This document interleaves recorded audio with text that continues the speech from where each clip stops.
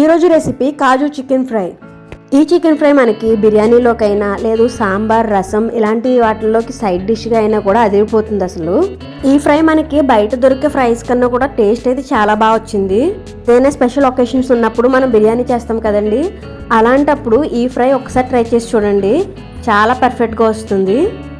అంతేకాదు ప్రాసెస్ కూడా మనకి చాలా సింపుల్గా అయిపోతుంది. 10 to 15 మినిట్స్లో మనకి ఫ్రై అనేది రెడీ అయిపోతుంది. అంత సింపుల్గా ఉంటుంది.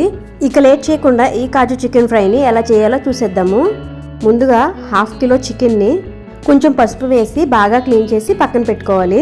ఇప్పుడు చికెన్ మ్యారినేషన్ కోసం 3 టేబుల్ స్పూన్ల అల్లం వెల్లుల్లి పేస్ట్, రుచికి సరిపడా ఉప్పు, అలాగే ఇందులోనే 3 టేబుల్ స్పూన్ల ధనియాల పొడి, కొంచెం పసుపు, 2 టేబుల్ స్పూన్ల జీలకర్ర పొడి,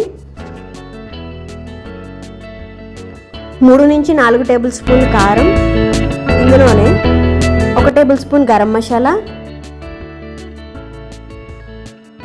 2 table spoon chicken masala, 1/2 table spoon మిరియాల పొడి, అలాగే ఒక సగం చెక్క నిమ్మరసం అన్నీ వేసుకుని 3 నుంచి 4 స్పూన్లు పెరుగు కూడా వేసుకోవాలి.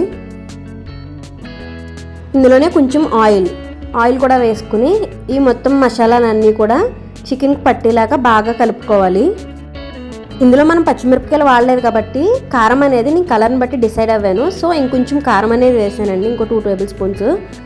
ఇందులోనే కరివేపాకు 3-4 రెబ్బల వరకు చిన్న ముక్కలుగా కట్ చేసి వేసుకోవాలి. దీని తర్వాత ఫ్రై చేయడం అనేది సింపులే, కానీ చిన్న టిప్స్ ఫాలో అయితే మాత్రమే కరెక్ట్గా వస్తుంది. సో దీన్ని నెక్స్ట్ ఎలా ఫ్రై చేయాలి, టిప్స్ ఏంటో తెలుసుకోవాలి అనుకుంటే ఫుల్ వీడియో డిస్క్రిప్షన్లో ఇస్తాను, చూసి మీరు కూడా ట్రై చేసి ఎలా ఉందో కామెంట్ చేయండి. అంతేకాదు మరిన్ని ఇంట్రెస్టింగ్ వీడియోస్ కోసం మన ఛానల్ని సబ్స్క్రైబ్ చేసుకోండి.